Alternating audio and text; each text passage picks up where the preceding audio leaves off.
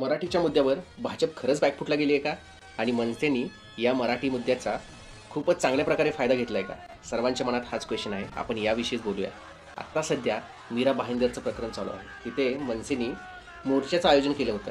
त्याला परवानगी नाकारली आहे ती पोलिसांनी. आणि आता मुख्यमंत्र्यांनी स्वतःही सांगितलं की पोलिसांना काहीसं जाणवलं, काही नेत्यांच्या मनात काहीसं वेगळं करण्याचा प्लॅन होता. अशा आशयाचं त्यांनी प्रेस कॉन्फरन्स केली. हे पण काहीसं वेगळं करणार म्हणजे नक्की करणार काय?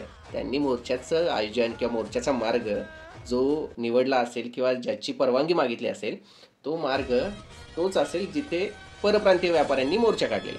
तर आता तुम्ही परप्रांतीय व्यापाऱ्यांना मोर्चाची परवानगी देताय, तर मराठी माणसांना मोर्चाची परवानगी का नाही देत? आणि त्यांच्याच राज्यात. म्हणजे हे अकालनीय आहे, लोकांना समजण्याच्या पलीकडे आहे. लोक विचार करत असतील, म्हणजे जे भाजप समर्थक असतील तेही विचार करत असतील की नक्की मुख्यमंत्र्यांना करायचं काय.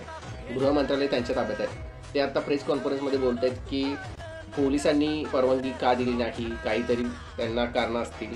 पण गृह मंत्रालय तुमच्या ताब्यात आहे. तुम्ही नक्की ती कारणांची मीमांसा करू शकता. किंवा एवढा मोठं प्रकरण जे तापलेलं आहे त्याला तुम्ही मनसे नेत्यांचं किंवा पोलिसांकर्मी मनसे नेत्यांशी बोलून त्यांना समन्वय साधून चांगल्या प्रकारे मोर्चा कसा होईल, कारण की आता मराठी माणसांचा, मराठी अस्मितेचा विषय चालू आहे.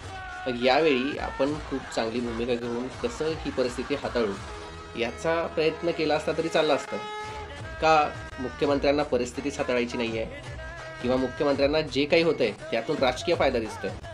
यामुळे मनसेचा मोर्चा जो परवानगी नाकारलेला आहे, नेत्यांची धरपकड केली गेली, त्यातून महाराष्ट्रात एकच संदेश जातोय की भाजप सरकार किंबहुना मुख्यमंत्री बॅकफुटवर पडलेत का?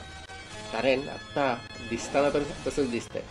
लोकांचा प्रतिसाद होतोय. तुम्ही भरपूर साऱ्या कमेंट्स बघितल्या असतील न्यूज चॅनलच्या फुटेजवरती किंवा लोक सोशल मीडिया थ्रू स्वतः व्यक्त होत आहेत. यामधून हेच दिसतंय की मनसे कुठेतरी चांगल्या पद्धतीनं हा मुद्दा लावून जाण्यात यशस्वी झालेली आहे. आणि त्यांना जिथे जिथे चॅलेंज मिळतंय तिथे तिथे ते पुढे होऊन सामोरे जात आहेत लोकांना आणि सामोरे जाऊन ती परिस्थिती हाताळतायत किंवा स्वतःचं वर्चस्व सिद्ध करण्याचा प्रयत्न करत आहेत. आणि याचाच फायदा त्यांना आगामी महानगरपालिकेत नक्कीच होईल.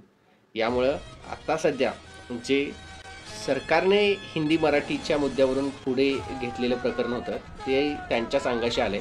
आणि महाराष्ट्र नवनिर्माण सेना या मुद्द्याचा तेवढ्याच ताकदीने फायदा घेताना दिसतो.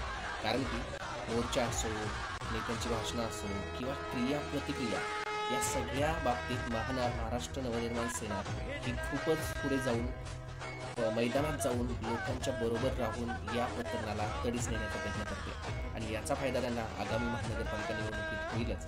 पण यातून एक तुम्हाला दिसू शकतं की शिवसेना आणि महाराष्ट्र नवनिर्माण सेना यामध्ये महानगरपालिकेच्या दृष्टीने महाराष्ट्र नवनिर्माण सेनेचं म्हणजे राज ठाकरेंचं प्राबल्य काहीतरी वरचढ